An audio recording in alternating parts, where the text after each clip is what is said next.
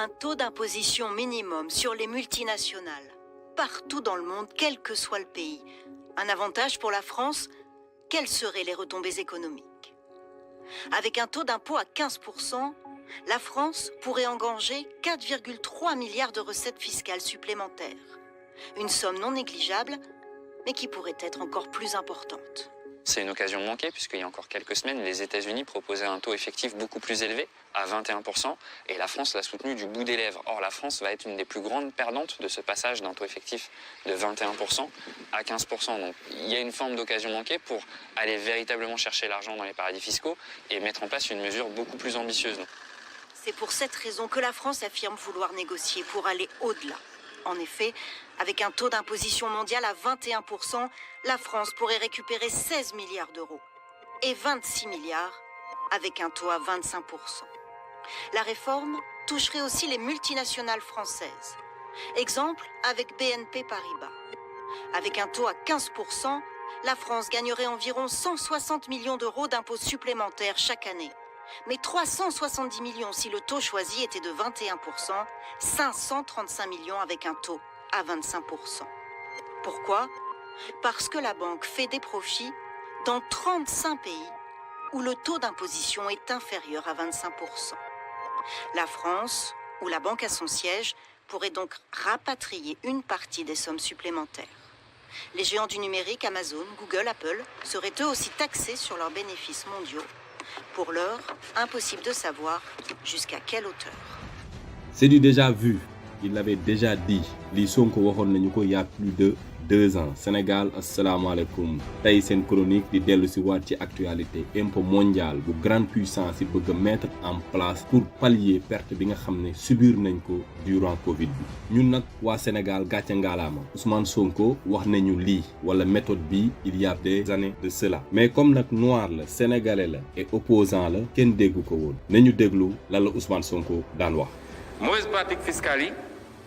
bokk na ci wax nañ léegi les conventions fiscales.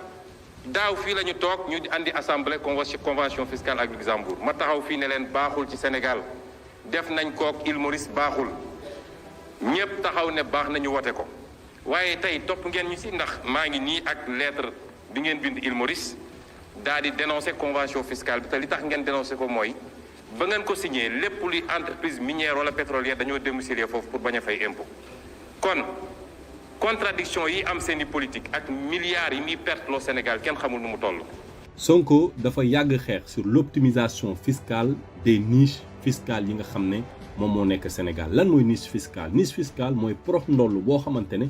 état bi wala gouvernement bi war na liggéey jëm ca loolu pour jëlee fa le maximum d'argent pour mën ko dugal ci budget Sénégal. Député bi toujours continuer di fustiger amnistie fiscale bi nga xam ne ministre bi moo ko daan def te amul droit def ko ak accord de non double imposition bi nga xam ne lëkkalu ñoo yenn dëkk yi. lan mooy non double imposition. Sénégal dafa signante ay accord yenn pays yu mel ni Île Maurice wala Luxembourg pour la non double imposition maanaam tey jii société bu dem bindu ji ci dëkk yooyu ma leen limal. Sénégal waratu ko imposer bu fekkee ne dëkk boobu da ko imposer ba pare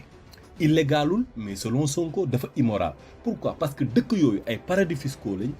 maanaam lañ fay ci impôt bëriwul buñ defee noonu Sénégal dafay perte xaalis bu bari loolu la Sonko di xeex te tey ji impôt mondial bi tamit loolu lay xeexaat. Comme toujours au Sénégal Sonko dafay am avance ci ñoom par rapport ak li ñuy def ak li ñuy xalaat léegi jàngat bi mooy. lan moo tax impôt mondial boobu kan la doon profiter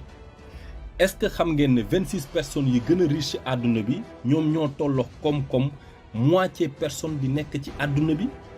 maanaam 26 personnes égale à la même richesse de plus de 3,5 milliards de personnes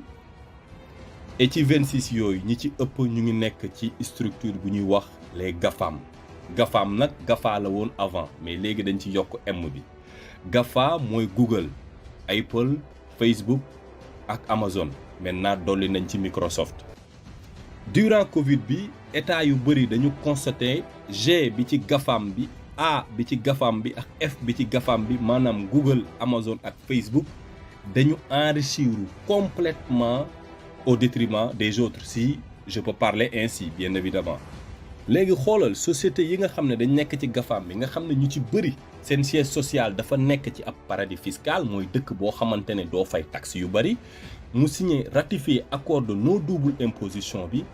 dañuy dem fay foofu lu tuuti repatrier seen xaalis feneen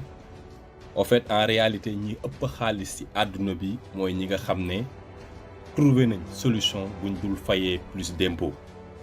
en France nag dañ koy jiiñ ki ñuy wax Bernard Arnault moo yor groupe de luxe biy jaay ay yére wala ay matériel de luxe bi gën a ngand ci àdduna bi moom Louis Vuitton Dior etc.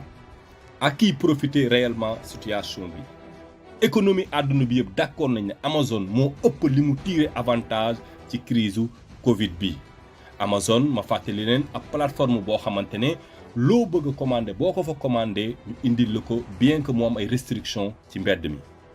moo tax bi Covid bi dalee ki nga xam ne moom Amazon di Jeff Bezos ne teggi na loxoom ci gérance su Amazon jël dénk ko numéro 2 léegi moom Jeff Bezos nee na day consacrer temps ci le tourisme dans l'espace ak la philanthropie la mooy la philanthropie mooy xaalis bi mu yor yëpp mu jagle ko ci ay œuvres caritatives ak ay maye ak ñi ko soxla ma fàttali en 2010 moom mii Jeff Bezos Warren Buffett ak Bill Gates woowoon nañ ko pour ñi nga xam ne dañoo am xaalis ci àdduna bi yëpp seen xaaju xaalis ñu def ko ci loolu moom mu lànkoon ba tëdd ci suuf c'est normal ku amul lu bari looy maye mais nag comme nag léegi am na lu bari moo tax dugg na ci mécénat dugg na ci philanthropie li ñu Sonko daan wax nag ci catastrophe la non double imposition ak société yi nga xam ne dañuy laxatu ji ci ay paradis fiscaux pour fay moins d'impôts tey ji Macron porté na drapeau boobu pour permettre dëkk yi même bu ñu laxatoojee ci ay paradis fiscaux bu ñu liggéeyee ba pare ci dëkk bi dëkk boobu ñu dem pour laxatu ji pour fay lu ndaw buñ ko fa fayee dëkk ba ñu nekk bañ ko fa fay dañ fay la différence maanaam tey nañ jël exemple Sénégal impôt sur les sociétés 30% la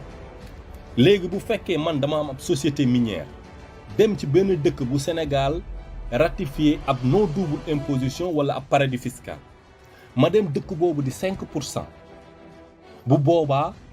dinaa gagné 25% yoo xamante ne bu ma toogoon Sénégal dama koy fay mais ak impôt mondial wala impôt global bi nga xam ne Macron tey mu ngi koy véhiculer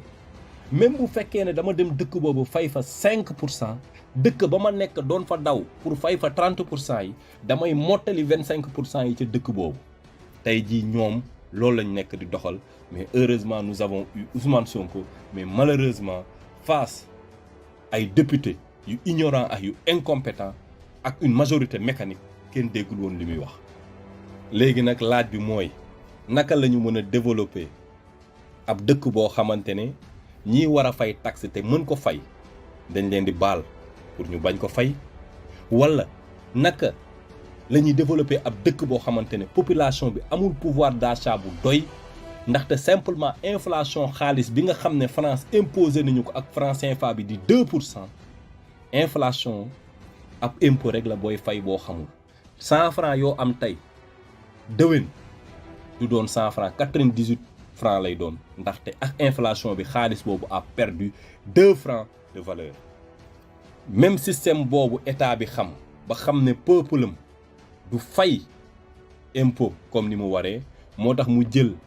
impôt wala simplement cotisation bi nga xam ne nekkoon na ci oto yi tuddoon vignette mu jël ko dugal ko ci carburant bi gis nañ sax léegi ay pays de la sous-région di contracter ay contrat ak ay sociétés étrangères surtout waa Canada pour ñu ñëw trouver leen des solutions comment obliger seen waa dëkk ñuy fay ay impôts